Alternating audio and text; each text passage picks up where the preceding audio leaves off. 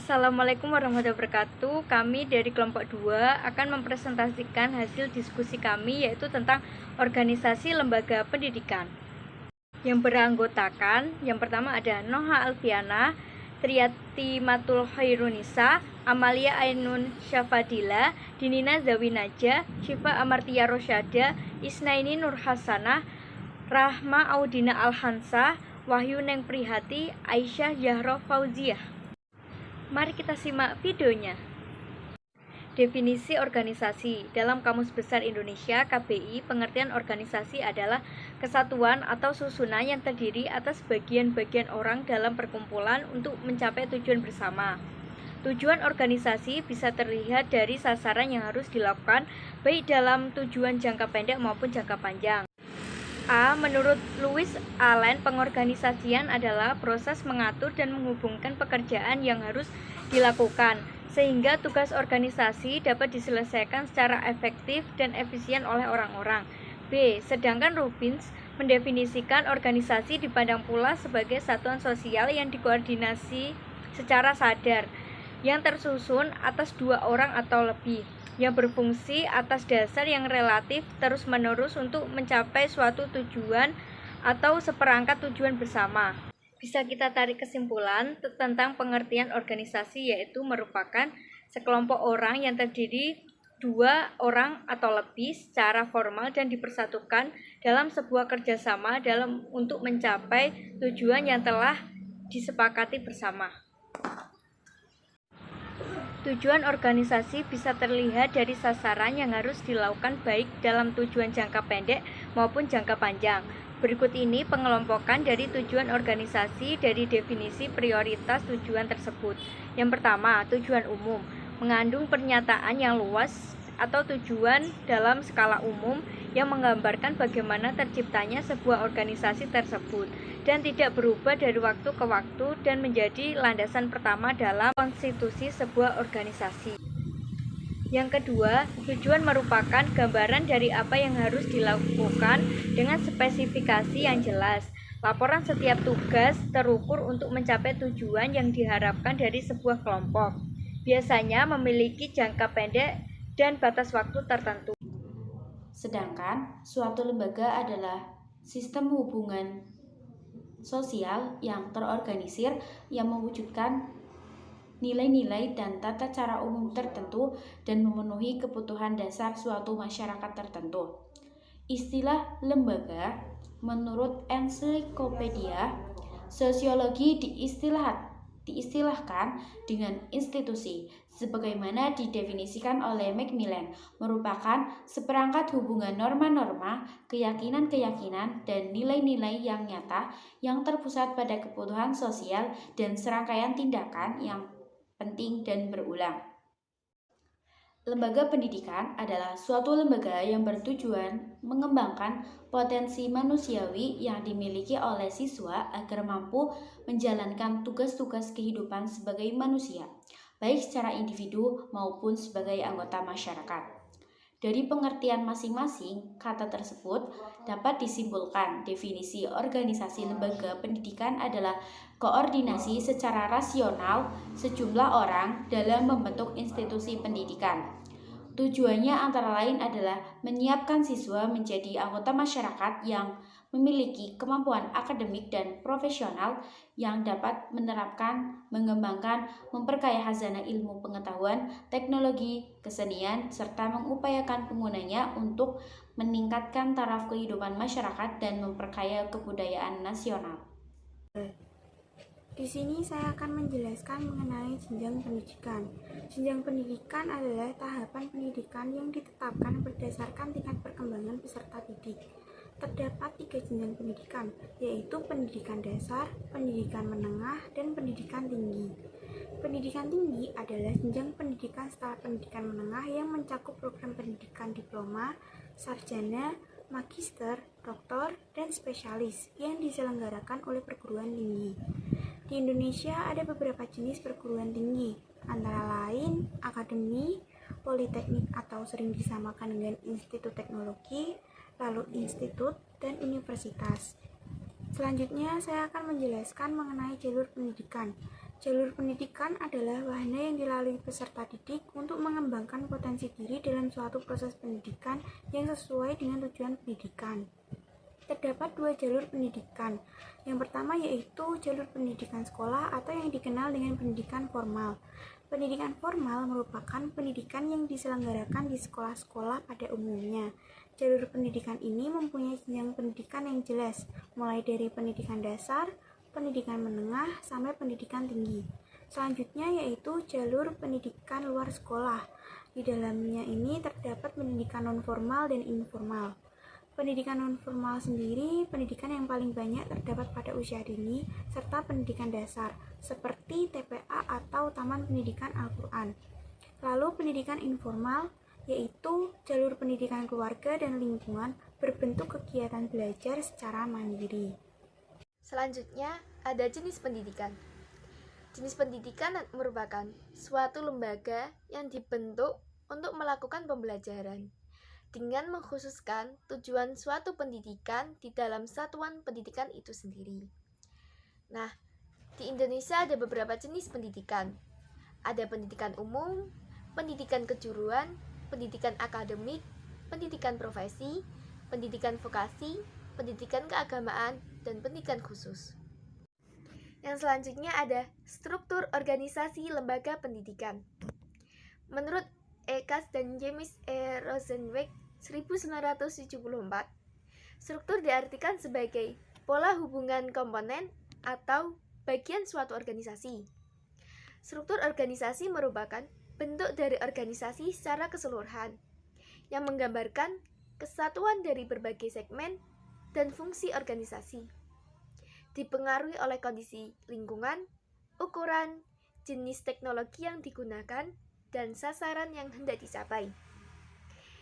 Menurut Stoner 1986, struktur organisasi dibangun oleh 5 unsur, yaitu ada spesialisasi aktivitas.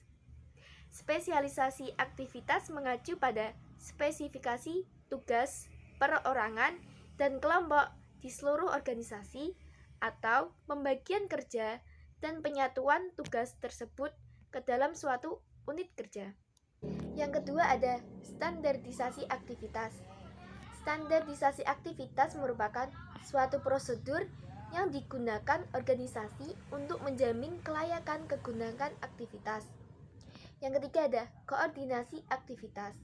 Koordinasi aktivitas merupakan prosedur yang memadukan fungsi-fungsi dalam organisasi, seperti fungsi primer dalam suatu badan usaha, pemasaran, produksi, dan penjualan yang merupakan faktor-faktor yang secara langsung menunjang pencapaian tujuan organisasi. Yang keempat ada sentralisasi dan desentralisasi. Keputusan sentralisasi dan desentralisasi adalah pengembalian keputusan mengacu pada lokasi kekuasaan pengambilan keputusan. Yang terakhir ada ukuran unit kerja. Ukuran unit kerja mengacu pada jumlah pegawai dalam suatu kelompok kerja. Jenis pendidikan.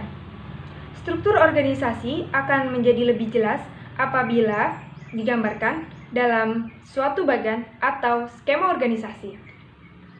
Pada struktur organisasi terdapat gambaran posisi kerja, pembagian kerja, jenis kerja yang harus dilakukan, hubungan antara atasan dan bawahan, kelompok, komponen atau bagian, tingkat manajemen dan saluran komunikasi.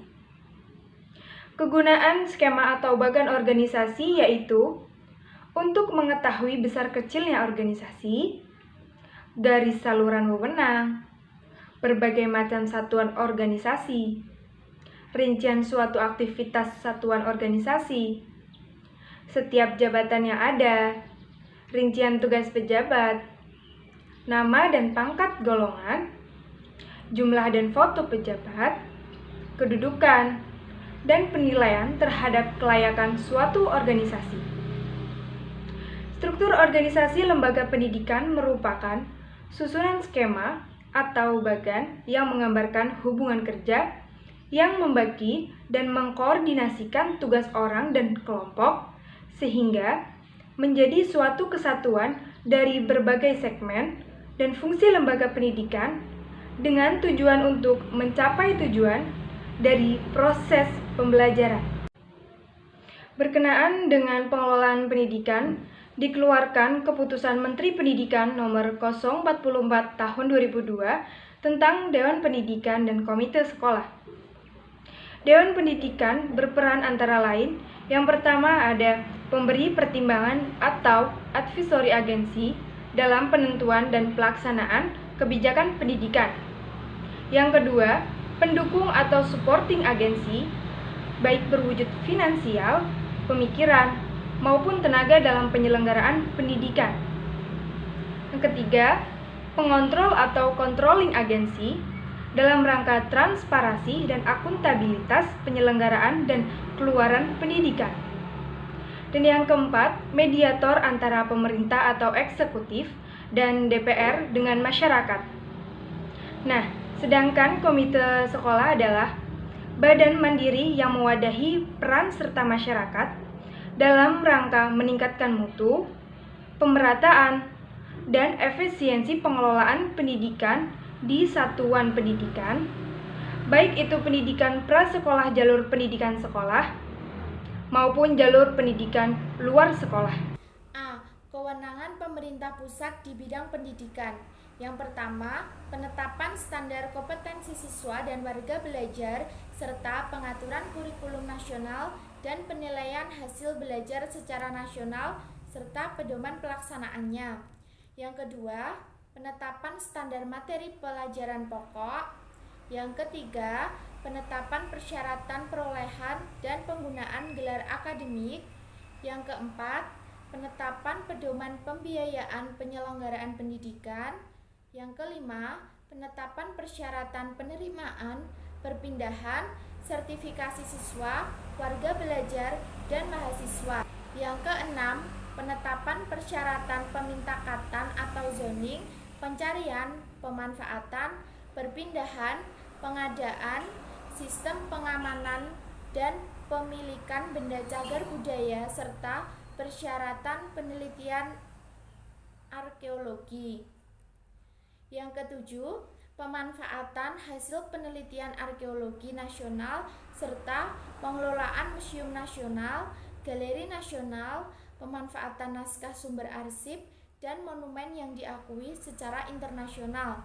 Yang kedelapan, penetapan kalender pendidikan dan jumlah jam belajar efektif setiap tahun bagi pendidikan dasar, menengah, dan luar sekolah. Yang kesembilan, pengaturan dan pengembangan pendidikan jarak jauh serta pengaturan sekolah internasional. Dan yang terakhir, pembinaan dan pengembangan bahasa dan sastra Indonesia. Kurikulum tingkat satuan pendidikan atau KTSP merupakan kurikulum yang ditetapkan oleh pemerintah saat ini. Kurikulum tersebut memberikan keleluasaan kepada setiap instansi sekolah guna mengembangkan standar kompetensi tersebut.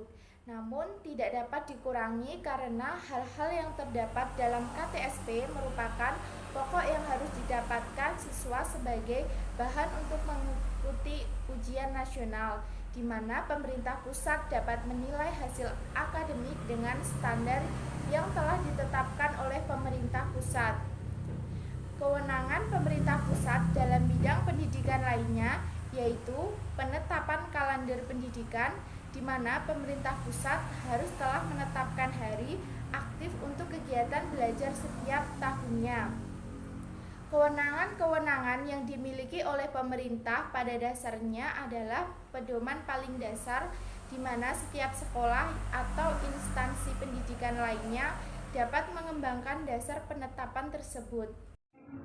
B. Kewenangan pemerintah provinsi. 1. Kewenangan pemerintah provinsi di bidang pendidikan selain masalah pendidikan yang bersifat lintas kabupaten dan kota.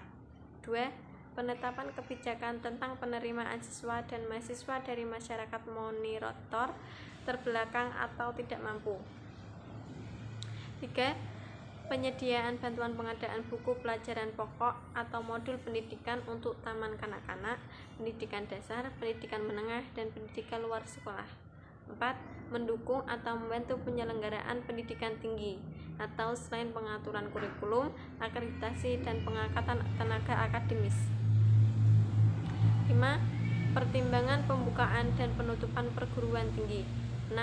Penyelenggaraan sekolah luar biasa dan balai pelatihan atau perantaraan guru. 7. Penyelenggaraan museum provinsi, suaka peninggalan sejarah, kepurbakalaan, kajian sejarah dan tradisional, serta pengembangan bahasa dan budaya daerah. C. Pengorganisasian. Di pemerintah pusat, Menteri Pendidikan Nasional sebagai pembantu Presiden menjadi penentu kebijakan strategi nasional, penanggung jawab tertinggi, dan pembina dalam pengelolaan sistem pendidikan nasional yang menyeluruh. 2. Dinas Pendidikan di provinsi merupakan perangkat daerah yang bertanggung jawab serta secara teknis tentang pelaksanaan kebijakan gubernur di bidang pendidikan. Kepala Dinas Pendidikan bertanggung jawab kepada gubernur. Tugas dan fungsinya meliputi: A. Melaksanakan urusan desentralisasi dan dekonsentrasi dari pusat. B. Melaksanakan kebijakan gubernur di bidang pendidikan sesuai dengan kewenangannya. C. Menjabarkan kebijakan yang telah digariskan oleh pusat, antara lain mengeluarkan peraturan-peraturan, perizinan, dan mengendalikan pelaksanaannya. D. Mengkoordinasikan, menyeimbangkan, dan melakukan monitoring serta evaluasi program-program pendidikan lintas kabupaten atau kota. Yang ketiga, pemerintah kabupaten atau kota. Bupati menetapkan kebijakan operasional di bidang pendidikan. Kebijakan gubernur meliputi jenjang TK, SD, SMP, SMA, dan pendidikan luar sekolah. Dinas Pendidikan sebagai perangkat daerah bertanggung jawab kepada bupati atau wali kota. Nah, tugas Dinas Pendidikan adalah sebagai berikut. Yang pertama itu menyusun program-program pendidikan. Nah, yang kedua menyusun bersama Bapeda rencana, target, atau sasaran program pendidikan. Yang ketiga melakukan monitoring dan evaluasi program pendidikan. Nah, yang terakhir melakukan perencanaan rekrutmen, menetapkan dan pembinaan tenaga di bidang pendidikan. Yang keempat, tugas UPT. UPT itu sendiri yaitu unit pelaksanaan tingkat kecamatan. Nah, tugasnya adalah sebagai berikut. Yang pertama itu melaksanakan kebijakan dan program pendidikan di tingkat kecamatan. Yang kedua, mengkoordinasikan program dan kegiatan pendidikan di tingkat kecamatan. Nah, yang ketiga, Dinas Pendidikan tingkat kecamatan bertugas mengkoordinasikan usulan, rencana, dan program pendidikan. Yang keempat, melakukan monitoring dan evaluasi program pendidikan. Nah, yang terakhir, melakukan supervisi terhadap sekolah-sekolah yang berada di kecamatan. Contohnya TK dan SD. Yang kelima, ada kepala sekolah bertanggung jawab atas terselenggaranya proses pendidikan di sekolah dengan kewenangan penuh. Nah, komite sekolah yang komposisinya terdiri dari seluruh komponen atau lapisan masyarakat setempat bertugas membantu sekolah dan menjadi jembatan antara sekolah dan masyarakat. Komite ini bertanggung jawab untuk memberdayakan masyarakat dalam usaha menyelenggarakan pendidikan yang merata, adil, dan bermutu. Kriteria keberhasilan organisasi lembaga pendidikan. Kemandirian sebagai tuntutan desentralisasi pendidikan menurut tim dosen AP. Pada daerah kabupaten dan kota, lebih menekankan pada kemandirian dalam mengelola dan memberdayakan berbagai sumber daya yang dimiliki untuk mengimplementasikan kebijakan yang sudah ditetapkan oleh otoritas pusat dan provinsi. Kemudian, melihat sumber daya yang tersedia di daerah, maka setiap daerah berbeda-beda dalam menangani urusan pendidikan. Perbedaan ini terlihat dalam mengorganisasikan instansi pengelola pendidikan, sedangkan untuk mengorganisasikan lembaga penyelenggaraan pendidikan tetap menganut ketentuan nasional tentang jenis dan jenjang pendidikan. Kemudian, pengorganisasian sebagai proses membagi kerja ke dalam tugas-tugas yang lebih kecil, membebankan tugas-tugas itu kepada orang yang sesuai dengan kemampuannya, dan mengalokasikan sumber daya, serta mengkoordinasikannya dalam rangka efektivitas pencapaian tujuan organisasi. Oleh sebab itu, untuk mencapai tujuan sebuah organisasi, maka diperlukan kriteria keberhasilan organisasi lembaga pendidikan, menurut Nanang Fatah. Setelah itu, kriteria keberhasilan berfungsi untuk menentukan nilai suatu aspek dalam suatu komponen tertentu.